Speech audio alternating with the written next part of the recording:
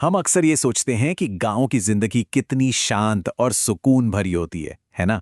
लेकिन क्या हर खामोशी सुकून ही देती है? कुछ खामोशियां बड़ी अजीब होती हैं, उनमें ना एक अनजाना सा डर छिपा होता है।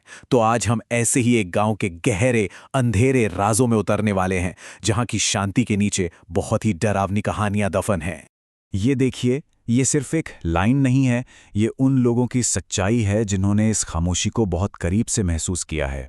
एक ऐसा सन्नाटा जो आपको लगता है कि जिंदा है, जैसे कोई चीज़ है जो छिपकर बैठी है, जो सामने नहीं आ रही, पर उसका एहसास आपकी रगों में डर जरूर पैदा कर देता है। तो चलिए आज इसी दबे हुए सच की परतें खोलते हैं। हमारी पड़ताल का जो पहला मामला है वो एक ऐसी जगह से जुड़ा है जहां मौत लोगों को अपनी तरफ खींचती है। ये कहानी है नीमेवाड़ी गांव के उस कुएं की जिसे लोग निगलने वाला कुआं कहते हैं। अब देखिए, ये कोई मामूली कुआं नहीं था। गांव वालों का मानना था कि इसमें कुछ तो ऐसा है जो लोगों के दिमाग पर कब्जा कर लेता है, और जो भी एक बार इसकी तरफ खिंच गया वो या तो वापस ही नहीं आता, या अगर आ भी गया तो फिर कभी पहले जैसा नहीं रहता। इस कुएं की दहशत का सबसे भयानक चेहरा तब सामने आया जब एक 5 साल का मासूम बच्चा खेलते खेलते अपनी गेंद लेने के लिए बस उसकी तरफ दौड़ पड़ा। ये एक बहुत ही छोटी सी मामूली सी घटना थी, लेकिन असल में यहीं से उस पूरे परिवार की बर्बादी की कहानी शुरू हो गई।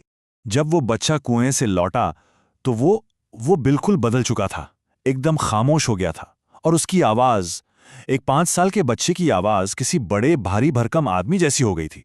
जब एक साधक को बुलाया गया तो पता चला कि उसके अंदर एक नहीं बल्कि 2 आत्माएं हैं। परिवार ने उसे बचाने की बहुत कोशिश की, पर वो नाकाम रहे।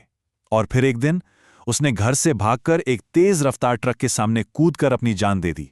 उस कुएं ने अपनी एक और बलि ले ली थी। चलिए अब हम दूसरे मामले की ओर बढ़ते हैं। यहां पर जो डर है वो किसी जगह से नहीं, बल्कि एक पुराने नियम, एक पुरानी परंपरा को तोड़ने से पैदा होता है। ये कहानी है कोकण के सावरे गांव की, जहां माना जाता है कि मिट्टी अपना बदला लेती है। इस गांव में सदियों से एक नियम चला आ रहा था कि खेत में आप कुछ भी करें, लेकिन मांसाहार बिल्कुल नहीं कर सकते। इसे वो लोग मिट्टी का श्राप कहते थे।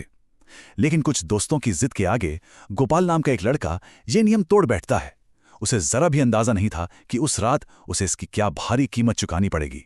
तो हुआ ये कि उस रात गोपाल की नींद एक अजीब सी आवाज से खुली।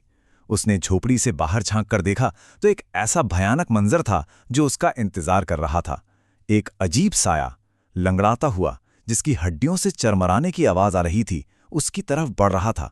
उसकी त्वचा लाल सुनहरी थी, जिस पर एक भी बाल नहीं था। आंखें तो जैसे अंधेरी खाई हों, और उससे खून, मिट्टी और सड़न की एक अजीब सी बदबू आ रही थी। उसकी उंगलियां, वो उंगलियां नहीं थीं, वो तो इंसानी हड्डियां थीं। वो जीव गोपाल के ठीक सामने आके रुक गया और एक बहुत ही अजीब तरह से मुस्कुराया। वो हंसी नहीं थी, बल्कि एक खामोश संदेश था, एक धमकी। गोपाल को उसी पल समझ आ गया कि ये कोई जानवर नहीं, बल्कि ये उसके नियम तोड़ने का अंजाम है जो उसके सामने खड़ा है। वो वहीं बेहोश हो गया। उसकी जान तो बच गई, लेकिन उस खौफ के बाद उसने जिंदगी में फिर कभी उस खेत की तरफ मुड़कर भी नहीं देखा। हमारा तीसरा और आखिरी मामला शायद इन सब में सबसे ज्यादा परेशान करने वाला है, क्योंकि यहां डर का स्रोत कोई कुआं या कोई राक्षस नहीं, बल्कि इंसानी नफरत और काला जादू है। ये कहानी है घोड़ेपाड़ा गांव के एक अमीर परिवार की, जिस पर किसी अपने ने ही कहर ढाया था। सब कुछ एक मामूली सर्दी जुकाम से शुरू हुआ, लेकिन देखते ही देखते मंजुला काकी की त्वचा गलने लगी, सड़ने लगी। डॉक्टर हैरान थे, उन्हें कुछ समझ नहीं आ रहा था। आखिर में जब एक ओझा को बुलाया गया, तब सच सामने आया। घर के पिछवाड़े में खुदाई करने पर एक ऐसी चीज मिली जिसने सबके होश उड़ा दिए। जमीन के नीचे काले कपड़े में लिपटी एक गुड़िया दबी हुई थी। उस पर छोटी छोटी सुइयां चुभोई गई थीं और काला सिंदूर मला हुआ था। ओझा ने बताया कि जैसे जैसे ये गुड़िया जमीन के नीचे सड़ रही है, ठीक उसी तरह मंजुला का शरीर भी सड़ रहा है। ये किसी की बहुत गहरी नफरत का नतीजा था। और फिर ओझा ने वो खुलासा किया जो किसी भी बाहरी खतरे से, किसी भी भूत प्रेत से ज्यादा डरावना था। उसने कहा कि ये जादू टोना करने वाला कोई बाहरी नहीं, बल्कि परिवार का ही कोई सदस्य है। शक की सुई घर की छोटी बहू की तरफ घूम रही थी, जो परिवार की तरक्की से जलती थी। डल अब घर के अंदर आ चुका था। तो इन 3 अलग-अलग कहानियों को जब हम एक साथ देखते हैं तो हमें डर के 3 बिल्कुल अलग लेकिन बहुत बुनियादी रूप दिखाई देते हैं। चलिए जरा समझते हैं कि ये कहानियां हमें असल में गांव के अंदर छिपे हुए खौफ के बारे में क्या बताती हैं। देखिए, ये तीनों कहानियां डर के अलग अलग चेहरों को दिखाती हैं। निगलने वाला कुआं, ये है अज्ञात का डर, उस चीज का डर जिसे हम समझ नहीं सकते। मिट्टी का श्राप, ये है नियम तोड़ने का डर कि हमारी एक गलती की हमें कोई भयानक सजा मिलेगी। और श्रापित साया, ये शायद सबसे भयानक डर है, ये है अपनों से मिलने वाले धोखे का डर। तो अब सबसे बड़ा सवाल ये उठता है कि हम इन कहानियों को कैसे देखें।